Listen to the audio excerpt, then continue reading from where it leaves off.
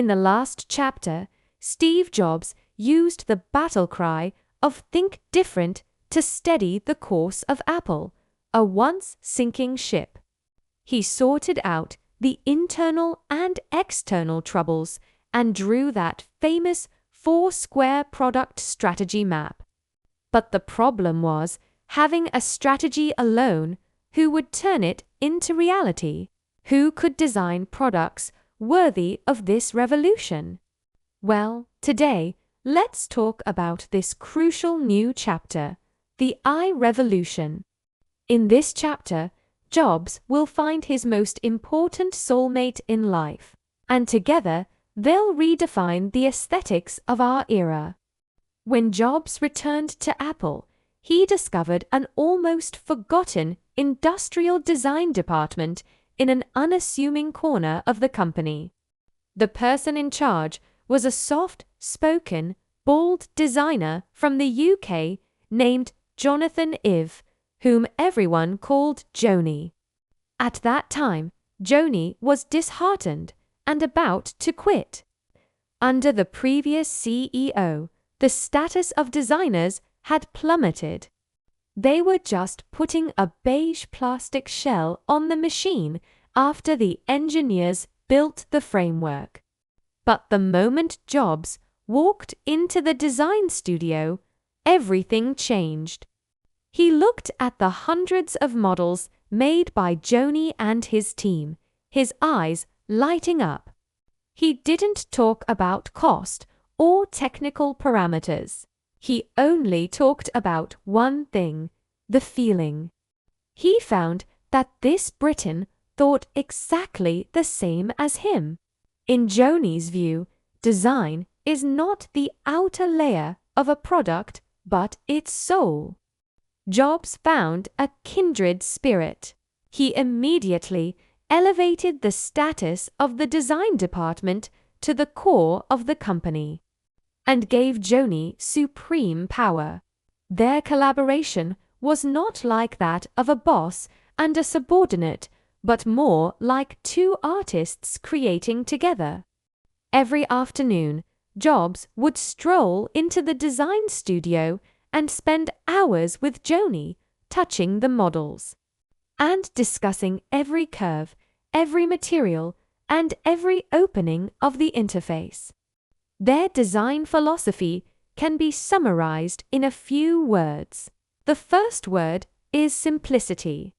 But this simplicity is not just about subtraction. It's simplicity after careful thought. Jobs' famous quote is, "To design something well, you have to get it thoroughly." They would redesign the whole internal structure just to remove a single screw. The second word is wholeness. In Jobs and Joni's view, the hardware, software, and the shell must be a seamless whole. You can't separate them. The feeling of a product starts from the first time you see the packaging box. Their first masterpiece was the answer to the consumer-grade desktop computer in that four-square matrix, the iMac. At that time, all the computers on the market were ugly, beige, bulky, and cable-covered iron boxes. Jobs said, "We're going to make a computer that makes people smile when they see it." Joni found inspiration from the colors of candies and the beach and designed an all-in-one computer with a semi-transparent. You could vaguely see the internal structure of the machine, which made the cold technology friendly and interesting. To make it look more approachable, Joni designed a recessed handle on the top. He said, "This implies that you can touch it and it won't bite you."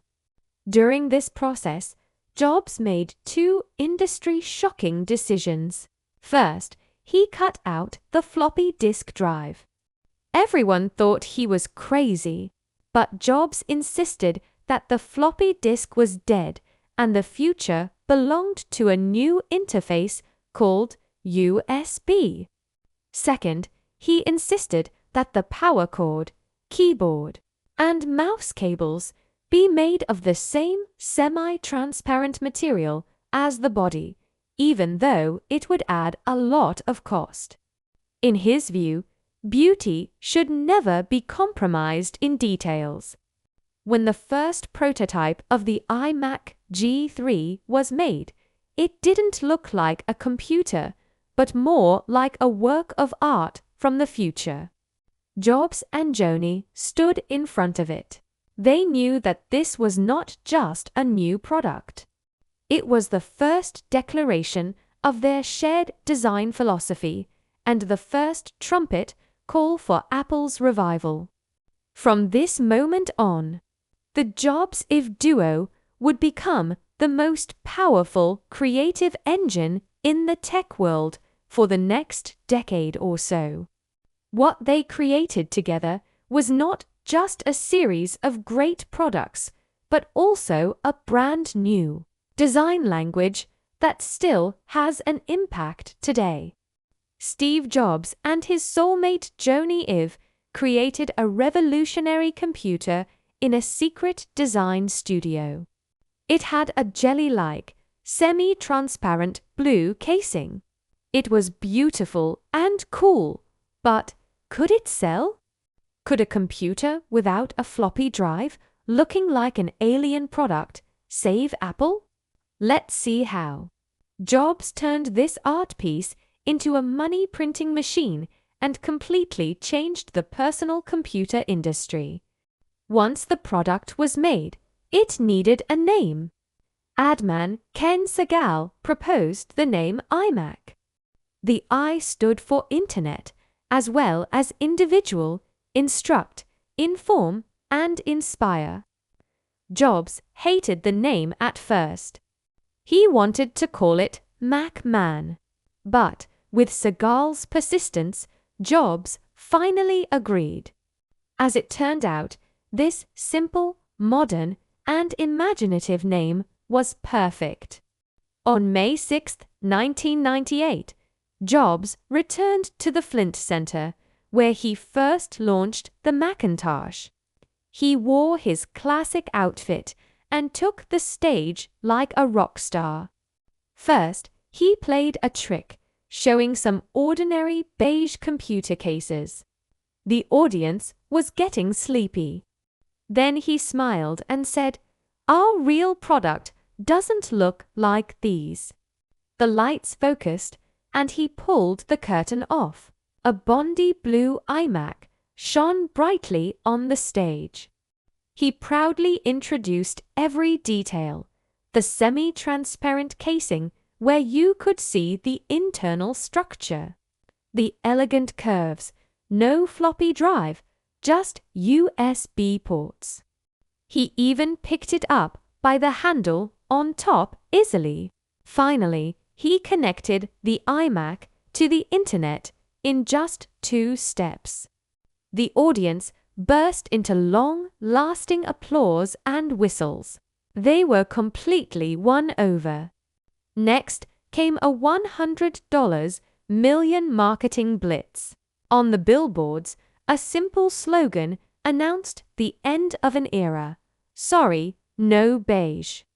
In the TV ads, there were no complex parameter introductions, just different colored iMacs spinning on a pure white background with catchy music.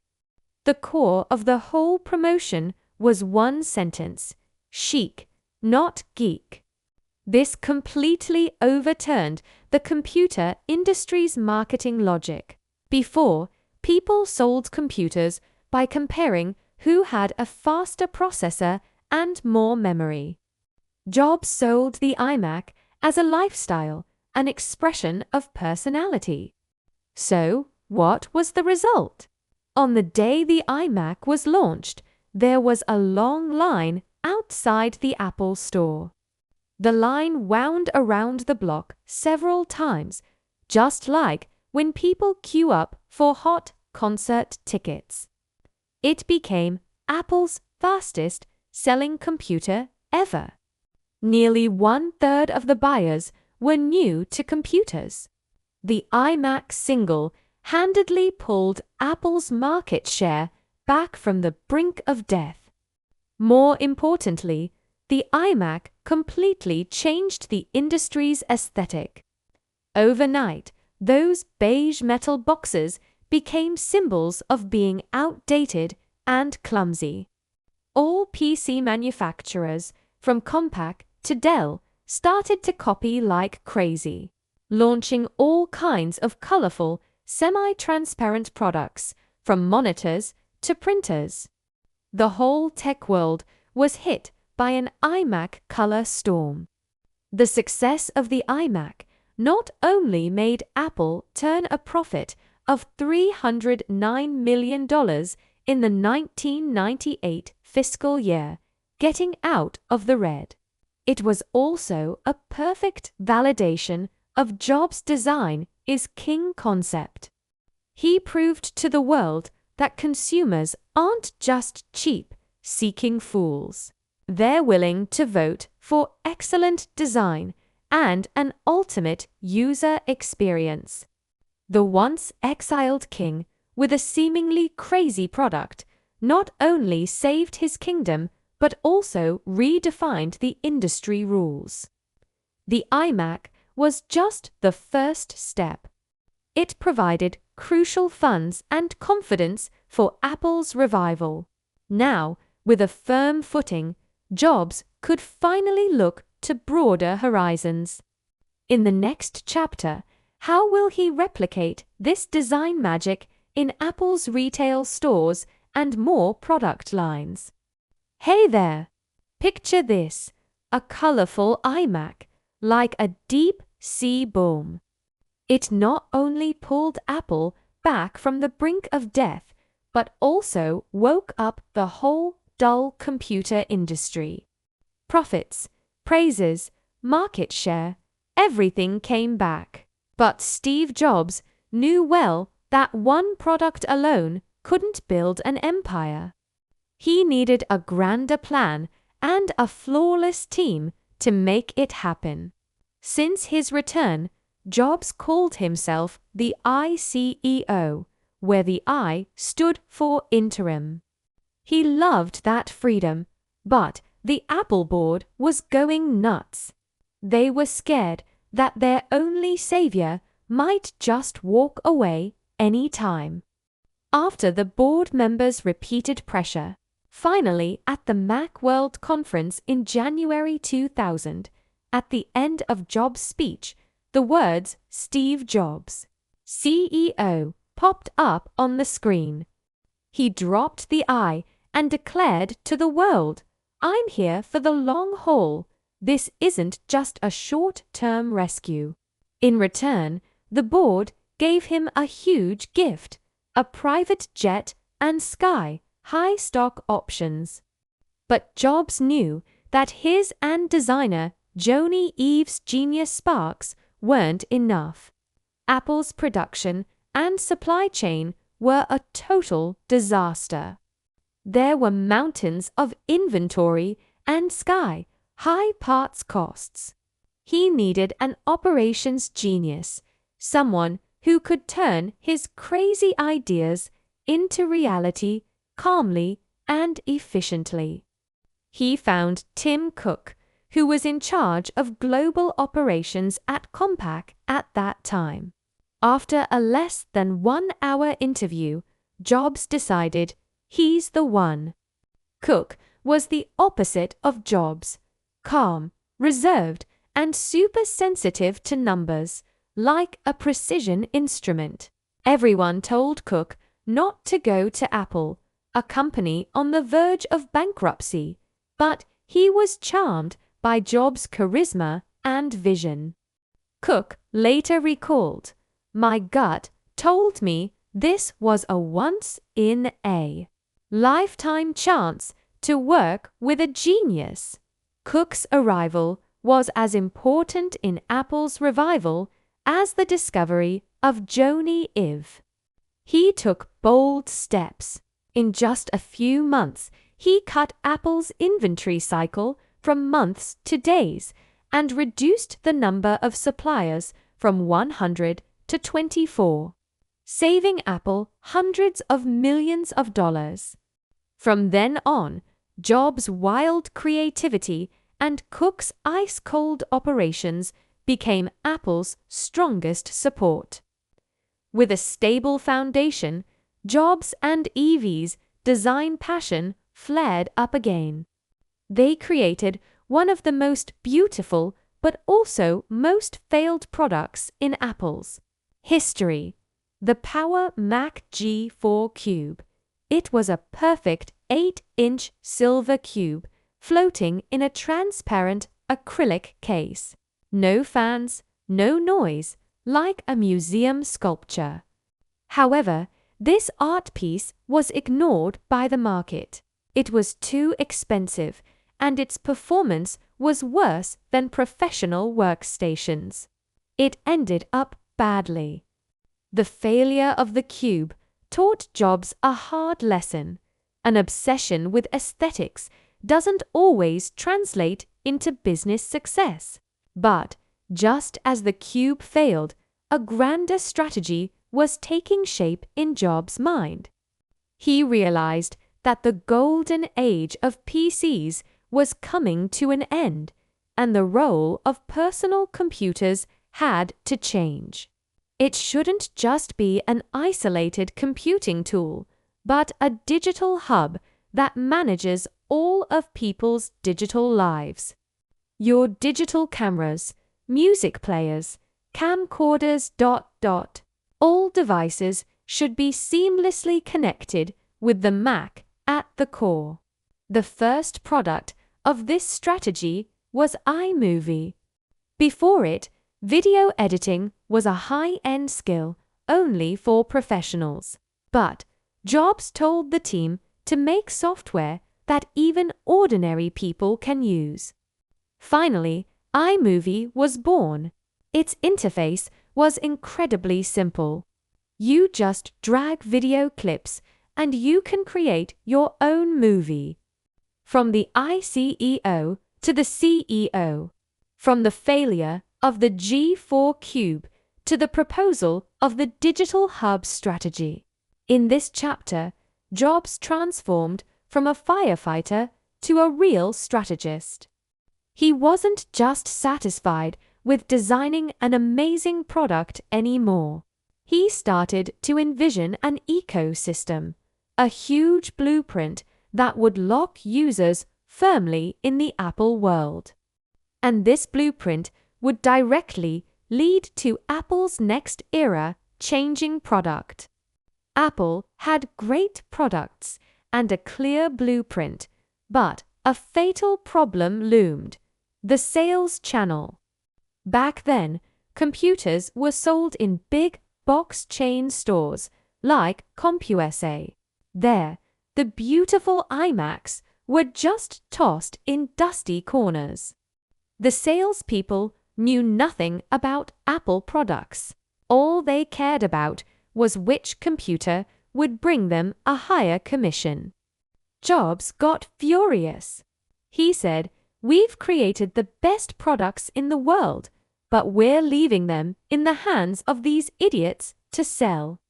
He realized that to control the entire user experience, he had to control the last step, retail.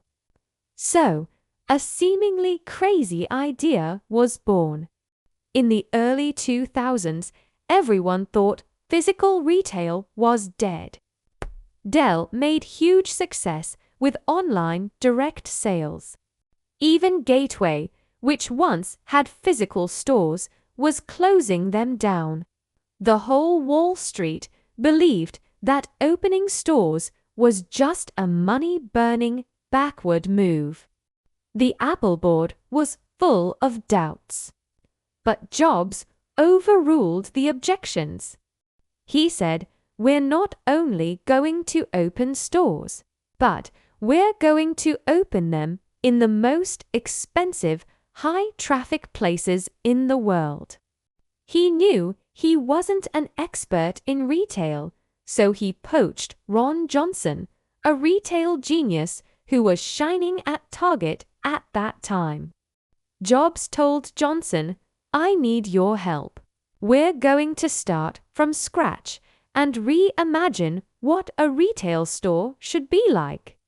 They didn't rush to open stores. Instead, they rented a big warehouse near Cupertino and built a full-scale, completely secret physical model inside.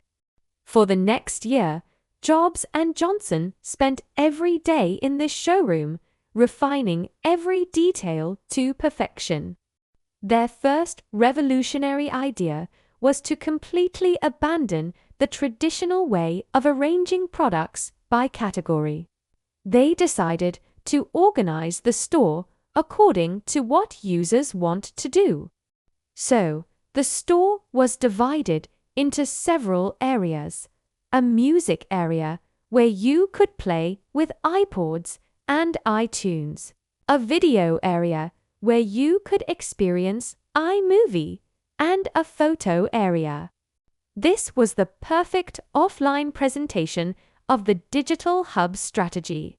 Then, there was the highlight of the whole retail store, the Genius Bar. Before it, computer repair places were the last places users wanted to go, full of coldness and passing the buck. Jobs said, "We're going to create a place like the front desk bar in a 5-star hotel. Here, there are no repairmen, only geniuses. They don't sell things. They just solve all your problems and be your friends." This design took Apple's service experience to an unrivaled level. They also didn't compromise on the decoration. The floors were made of Italian stone from Ferrari's supplier. The walls were of stainless steel, and the tables were of light-colored solid wood.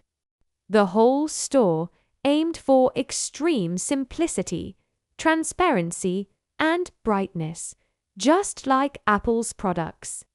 In May 2001, when Jobs announced this plan to the world, the financial media were all negative. The title of a Business Week article was, "Sorry, Steve, this won't work." Analysts predicted that Apple's retail stores would close within 2 years. However, when the first Apple retail store opened in Tysons Corner, Virginia, everyone was shocked. There was a queue hundreds of meters long at the door. People flocked into the store, not to buy things, but to experience, play, and feel. It didn't seem like a store. It was more like a community center and a tech playground. The sales per square foot of Apple's retail stores quickly surpassed Tiffany's, making it the most profitable retail store in the world. It not only sold a huge amount of products, but more importantly, it built a brand shrine, a place where users could feel the charm of Apple in person.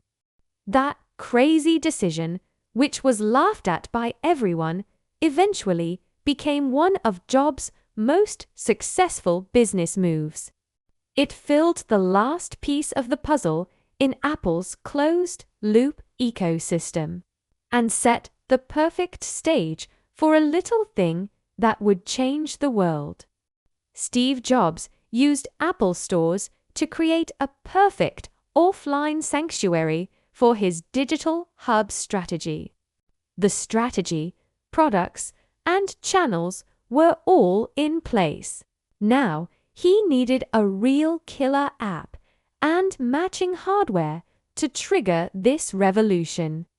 He set his sights on the most chaotic yet opportunity-filled field at that time: music. Apple would no longer be just a computer company. It would fit the entire music industry into your pocket. The digital music scene in the early 2000s was like a Wild West showdown. On one side, pirate download platforms like Napster were growing rampantly.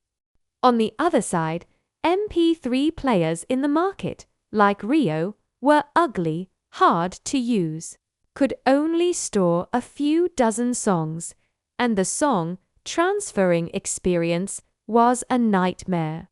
Jobs spotted this huge pain point and quickly realized that people didn't want to steal music. They just lacked a convenient and legal perfect experience. His first step was to start with software. Apple acquired a small company whose product was called Sound Jam. Jobs called in the company's core engineer, Jeff Robin, and gave him an extremely simple order. Get rid of all the complex functions in your software. I want users to be able to burn a CD with just one click, after months of intense refinement. A music management software with an extremely simple interface and clear operation logic was born. Jobs named it iTunes. iTunes solved the music management problem, but Jobs soon realized it was only half done. He said, "We have the world's best music software, but we have to use it with these lousy players on the market. No way. We have to make our own." The goal of this project was simple and clear: 1,000 songs in your pocket.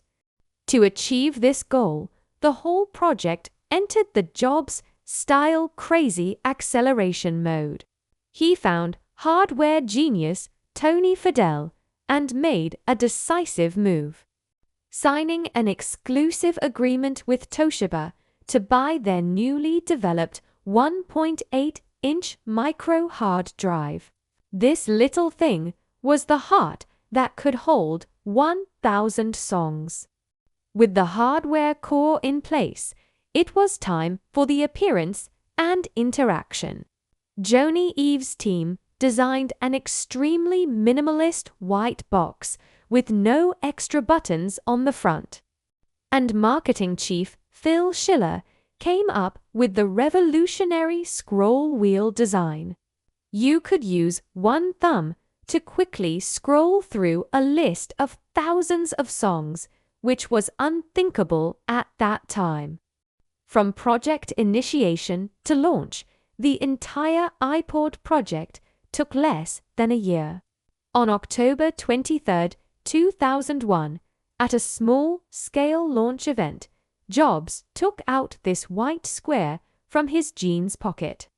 He didn't give a long speech, just said that later famous slogan, iPod, 1,000 songs in your pocket, after the launch. Some tech media complained that its $399 price was too high and it could only be used on Macs.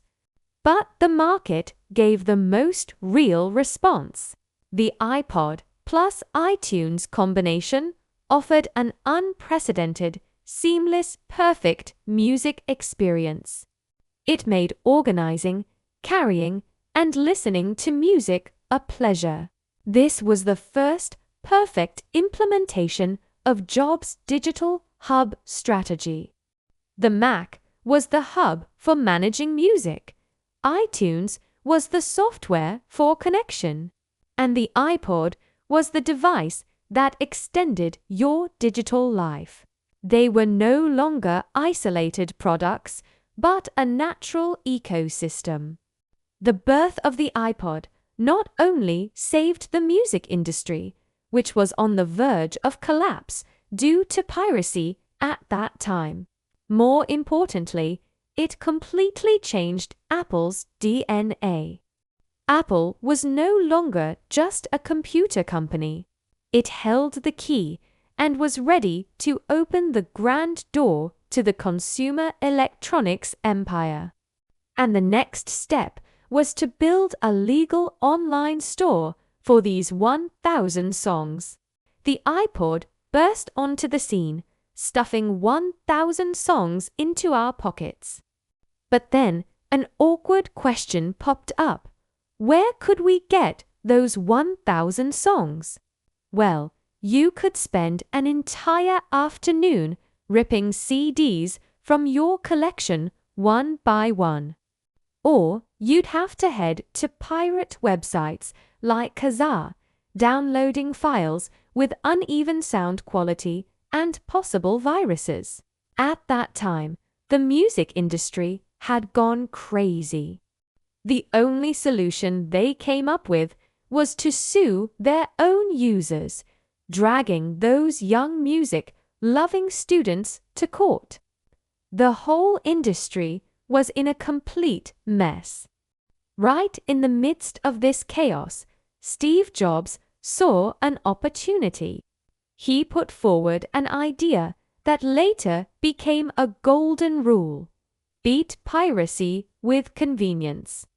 Jobs' plan was to build a legal, one-stop online music store.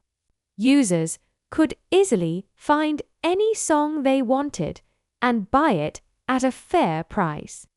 This idea sounds like common sense today, but back then it was like a wild dream, because he had to face the big 5 record companies: Universal, Sony, Warner, EMI, and BMG.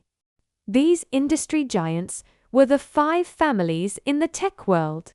They held the content copyrights, were arrogant, greedy, and full of fear and hostility towards the internet. Next came the most amazing series of negotiations in Jobs' career. He visited all the bigwigs of the 5 record companies one by one. Each meeting was like a battle of wills. His persuasion strategy had 2 steps. First, he'd show them hell. He'd open pirate software right in the meeting room, demonstrating to the record company bosses how easy it was to download their hottest singles. Then he'd say, "Your ice is melting, and the water is leaking from all directions. You can't plug all the holes." Second, he'd point out heaven. After scaring the living daylights out of them, he'd switch gears, showing off the beautiful interface of the iTunes store and saying, "I can offer you a nicer, locked bottle. People are willing to pay for convenience. Not bother with stealing." But during the negotiations, there were 2 conditions that Jobs wouldn't budge on, and these became the biggest sticking points. 1. No subscription model. The record companies wanted users to pay monthly to rent songs, but Jobs insisted that users should own the songs. 2. And this was crucial: a flat price of 99 cents per song. The record companies wanted a floating price, with new songs at $1.99 and old songs at 49 cents. But Jobs knew that only a simple, uniform, and cheap enough price to trigger impulse buying could beat the free piracy. After more than a year of a grueling tug of war, thanks to his famous reality distortion field, Jobs miraculously got all the record companies to sign on the dotted line. On April 28, 2003, the iTunes Music Store officially launched. It was seamlessly integrated with the iTunes software and the iPod, offering an incredibly smooth experience. All you had to do was click your mouse, and in seconds, a song would be downloaded to your music library and automatically synced to your iPod. What was the result? In its first week, it sold 1 million songs. The whole world was shocked. Jobs proved with facts that consumers weren't pirates. They just longed for a better alternative to piracy. The success of the iTunes Store went far beyond business. It not only saved the entire music industry. More importantly, it made Apple's hardware, plus software, plus service ecosystem close its loop perfectly for the first time. The iPod was no longer just a cool player.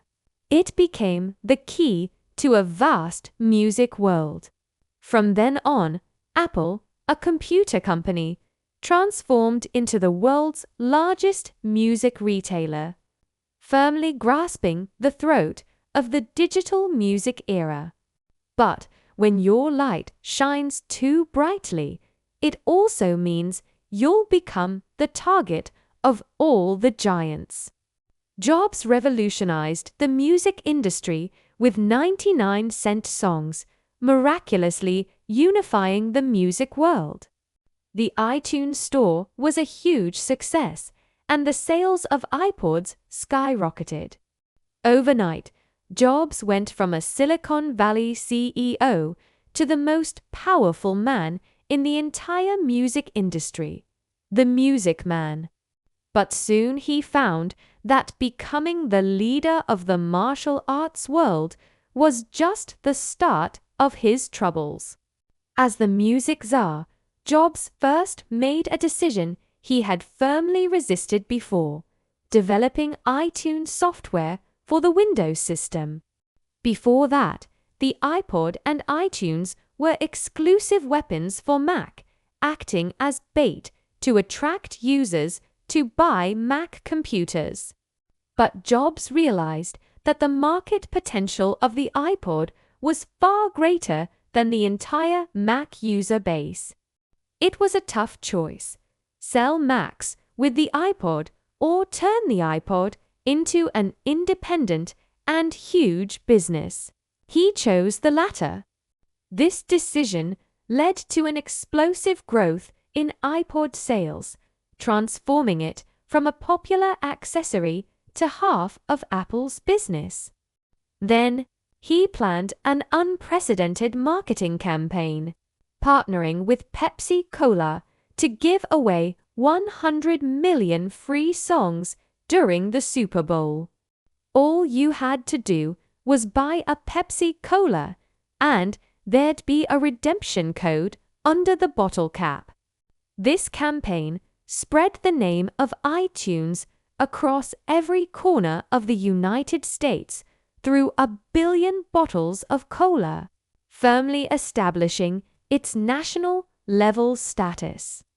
At this time, Jobs was so charismatic that even rock stars regarded him as a kindred spirit. Bono, the lead singer of the U2 band, became good friends with him. Apple collaborated with U2 to launch a special edition iPod in black and red. But in this cooperation, Jobs didn't pay a single cent in endorsement fees. His condition was that Apple would provide unprecedented promotion for U2's new album, including creating a classic silhouette advertisement for Vertigo. This advertisement later became a global hit, pioneering a new model of cooperation between music and tech brands.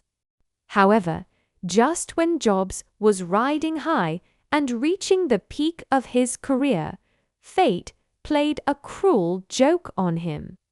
In October 2003, during a routine CT scan for kidney stones, doctors accidentally found a shadow on his pancreas, a tumor. For anyone who hears the word pancreatic cancer, it's almost like a death sentence.